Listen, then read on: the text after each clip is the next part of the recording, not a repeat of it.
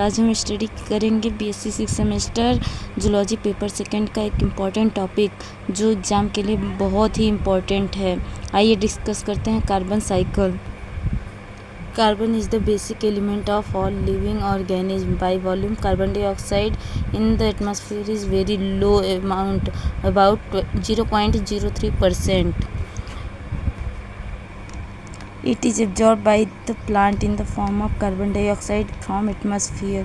Carbon dioxide की मात्रा atmosphere में 0.03% जो कि बहुत ही कम होती है, ये प्लांट्स द्वारा एब्जॉर्ब किए जाते हैं एटमॉस्फेयर से directly. It is essential for the synthesis of carbohydrate and fat through photosynthesis. Photosynthesis के प्रोसेस के थ्रू प्लांट्स इसे एब्जॉर्ब कर पाते हैं। Later the carbohydrate and fat are utilised by animal from the producer and consumer. Carbon is the return back to the atmosphere during respiration. Respiration के through ये वापस atmosphere में चला जाता है। After the death of producer and consumer the decompose the organic compound carbohydrate fat into their simplest form carbon, hydrogen and oxygen, which are they available for other cycles. Some of the organic carbon is in the form of coal, natural gas, petroleum are the most important source of energy.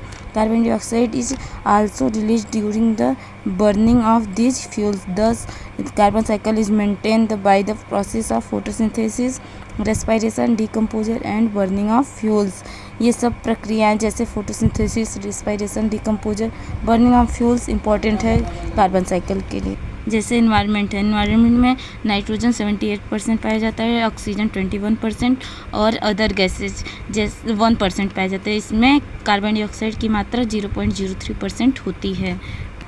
यह है carbon cycle. जैसे atmosphere में carbon dioxide freely पाया जाता है, ये photosynthesis के through इसे ग्रीन प्लांट्स एब्जॉर्ब करते हैं, फिर इसका डीके हो जाएगा तो फिर ये एटमॉस्फेयर में कार्बन डाइऑक्साइड के रूप में आ जाता है और रेस्पायरेशन करेगा तो भी ये कार्बन डाइऑक्साइड को रिलीज कर देगा है, इसीलिए ये कार्बन डाइऑक्साइड फिर से एटमॉस्फेयर में आ जाता है। फिर इसके बाद फॉसिलाइजेशन होता है, कई सालों तक ये मिट्टी के अंदर दबे रहेंगे तो फिर इसका डिकम्पोजिशन हो जाता है, जैसे कोल और पेट्रोलियम का फॉर्मेशन नेचुरल गैस का फॉर्मेशन कर लेता है। फिर से इसको जलाया जाता है जब नेचुरल गैस पेट्रोलियम को, तो फिर ये किसके रूप में आ जाता है, कार्बन डाइऑक्साइड के रूप में एटमॉस्फेयर में फिर हमको अगेन मिल जाते हैं। फिर जैसे यही ग्रीन प्लांट्स हो गए, इससे एनिमल्स हो गया, इसे जब खाएगा ग्रीन प्लांट्स फूड का फॉर्मेशन करेंगे फोटोसिंथेसिस के थ्रू, तो इसे जब एनिमल्स खाते हैं तो इसके बाद जब ये रेस्पायरेशन करेंगे तो भी इसे कार्बन डाइऑक्साइड रिलीज करेंगे, या फिर इनका डीके जब ये डेड हो जाएंगे तो इनका डीके हो जाएगा तो फिर ये कार्बन डाइऑक्साइड एटमॉस्फेयर में प्राप्त होती है अगेन। ये था हमारा कार्बन साइकिल जो कि एग्ज़ाम के लिए बहुत ही महत्वपूर्ण है। इसके बाद पॉपुलेशन भी एक ऐसा इम्पॉर्टेंट टॉपिक है जो कि एग्जाम में शॉर्ट क्वेश्चन में हर साल ही पूछा जाता है। A population is a group of individual of a particular species occupying in a particular area at a specific time.